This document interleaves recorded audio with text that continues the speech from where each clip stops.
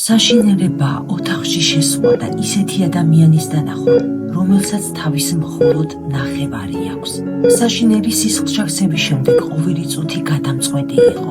ტვინი ძლიერ დაზიანდა და გიორგი რომ არ დაღუპულიყო ექიმებმა უკიდურეს ზომას მიმართეს. თავის ქალის ნაწილი მოჰკვეთეს. წელიწადნახევრის წინ საბრალო მამაკაცმა ინფარქტი გადაიტანა. მას გულის სტენტირება გაუკეთეს, თუმცა ოპერაციის დროს ორგანიზმში ინფექცია შეიჭრა დაუდევრობით.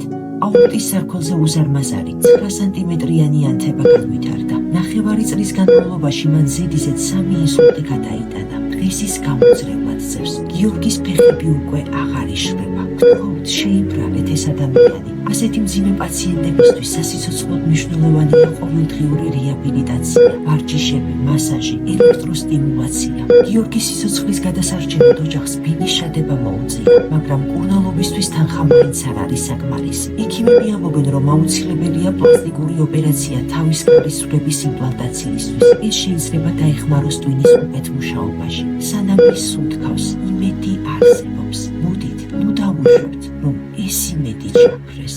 გადარიცხეთ ნებისმიერი თანხა ჩერნოვეცკის ფონდის ოფიციალური საიტის მეშვეობით.